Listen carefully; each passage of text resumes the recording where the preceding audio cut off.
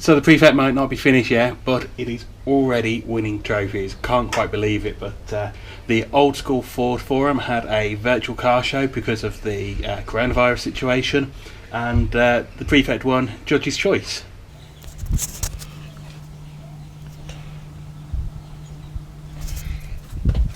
So massive thank you to the forum and obviously the judges. They've donated on my behalf £50 to the National Autistic Society, and yeah, I'm pretty pleased with that. So anyway, now on with today's video. Hi, welcome back to the channel. Very excited today. Just had a really important delivery of parts for the car. Dave Mack Prop Shafts have supplied me with my prop. She is a beast. So it's a 3-inch steel prop shaft. It has 1300 series universal joints, which I was told is like touring car spec joints. That's cool. Should be well up to the power that the setup's going to make, and yeah, just going to get it well mocked in the car now and make sure it fits. Can't actually fit it properly because I don't think I've actually got the right bolts for the diff end, but I'll have a look now, see if I've got something that will do. There you go.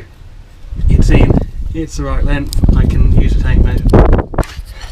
It is a nice snug fit down the tunnel.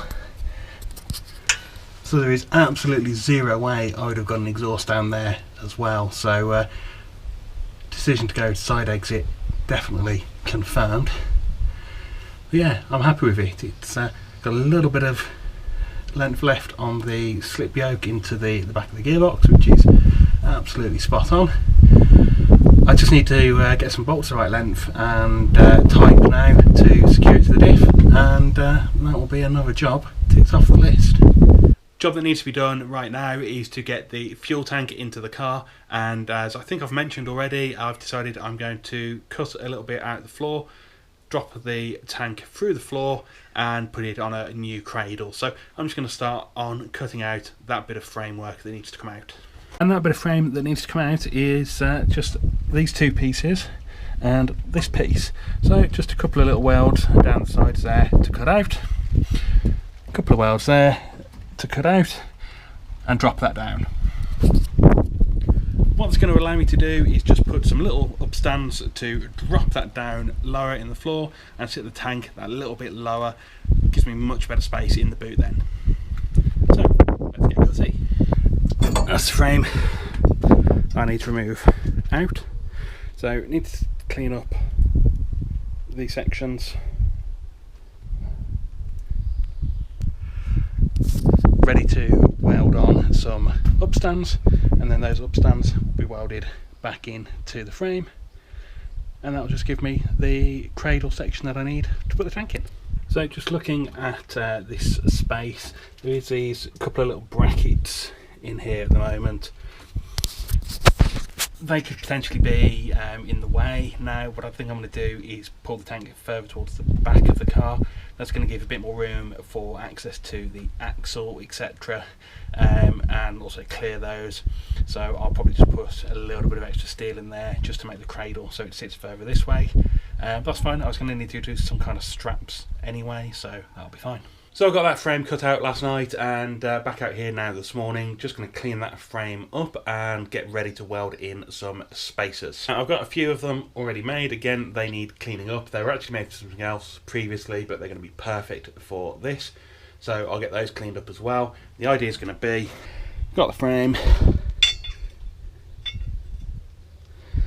stick that on there like that.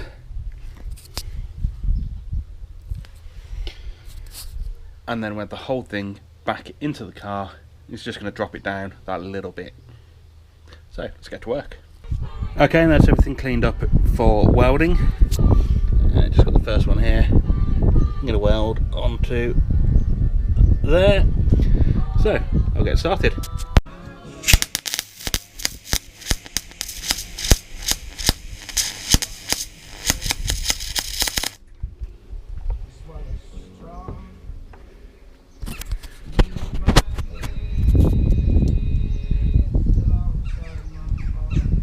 I think my welding got better. So I just welded all those upstands on, and then I had this sudden realisation and checked whether the fuel tank was going to fit in between here and there, and it doesn't. I needed to weld them on the end, not on the tops at the back. So shicer, need to redo that.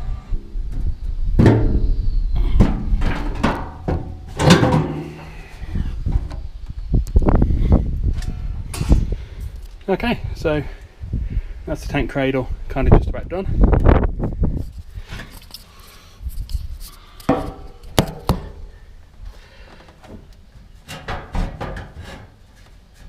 I've ended up having to tilt the tank down towards the front of the car in order to clear the rear cross member for the fuel filler to be able to loop down and up. I'm also going to have to just get a little hard pipe alley 90 just to be able to actually get the thing up without it hitting the axle. But I think it's going to do. It's given me a bit more boot space. It's made the pipe routing. It's going to make the pipe routing that little bit better than it was going to be otherwise. So I'm going to call that good. When I get it down to Steve's, he'll probably tell me it's utterly rubbish and he wants to rip the entire rear frame out and do it again. But you know, that's life. So just made up the flexi lines. So I've got the feed going into the filter, and then from the filter to the feed line on the left, and then back from the return on the right into the return on the right here. So that is now all of the fuel lines done. They obviously need pressure testing, which I'll do once I've got some fuel in the tank. Last little jobs that I need doing for the tank then are obviously a tie down strap to stop it from rocking around, and also the filler neck and breather.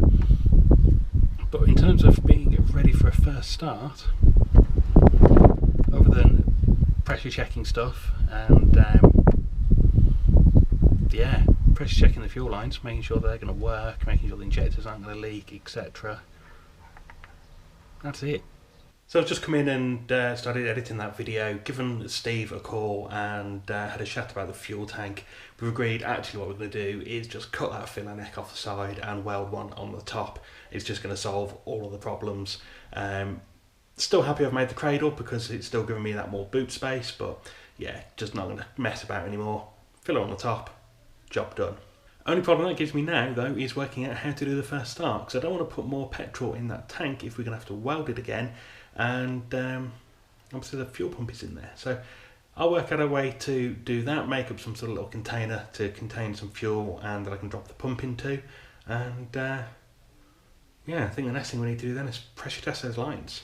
Okay, so back out in the garage, and I have got a temporary fuel tank rigged up. Yes, it's a bucket. It's got the fuel pump in it and a couple of litres of petrol. So now I'm just going to turn the fuel pump on and pressure test the lines, see what leaks. Hopefully nothing, and if it is nothing, then we'll go for a first start. So as expected, there is a couple of leaks at least already. The inlet to the fuel filter looks like it's leaking.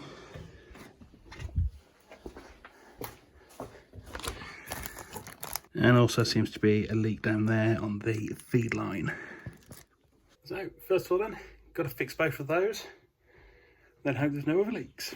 Well, we almost lost the car. Just carrying on trying to fix the leak. And yeah, she went up. You can see how all the nylon overbraids come off that hose. All the stuff off here is burnt.